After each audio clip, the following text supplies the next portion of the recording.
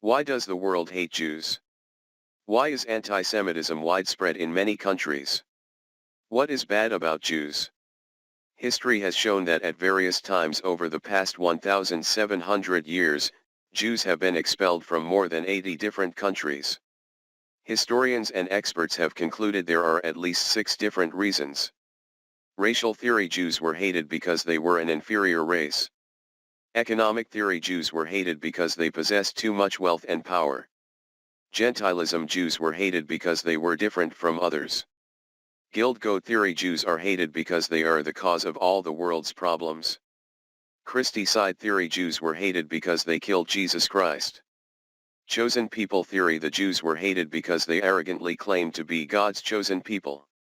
So, do these theories have any basis? Regarding racial theory, the truth is that Jews are not a race.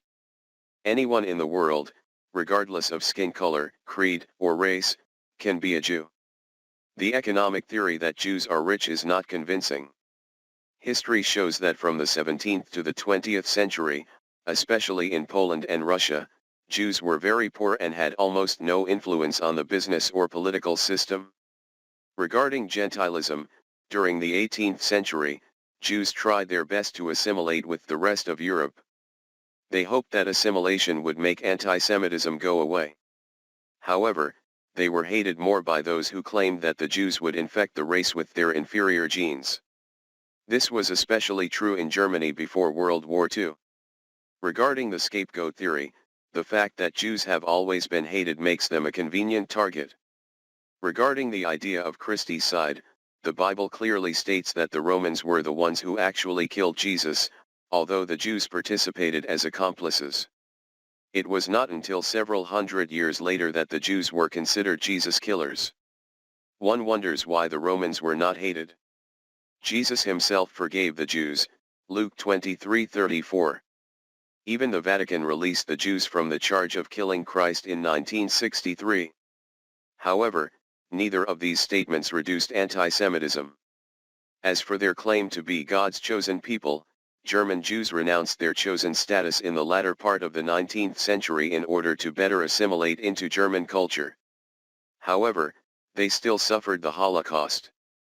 Today, some Protestants and Muslims claim to be God's chosen people, but for the most part, the world accepts them and still hates the Jews. This brings us to the main reason why the whole world hates Jews. The Apostle Paul said, "For I would that I myself should be cursed and cut off from Christ on behalf of you who are my brethren, the people of Israel, who are adoption, glory, covenant, law, worship, and promise, a people born of the fathers, and of whom, in the flesh, was born Christ, the one above. In all things, be blessed forever and ever." Romans 9:3-5. The truth is that the whole world hates the Jews because the whole world hates God. The Jews are God's firstborn, his chosen people, Deuteronomy 14:2. Through the patriarchs, prophets, and Jewish temple, God used the Jews to transmit his word, law, and morality to a sinful world. He sent his Son, Jesus Christ, in the form of a Jew to redeem a sinful world. Satan, the prince of this world, John 14:30, Ephesians 2:2, has poisoned the minds of men with his hatred of the Jews. See how Revelation 12 metaphorically describes the hatred of Satan, the dragon, towards the Jews, the woman, Genesis 37:9-11. Satan tried to wipe out the Jews through the Babylonians, Persians, Assyrians, Egyptians, Hittites, and Nazis. But he always fails. God is not done with Israel yet.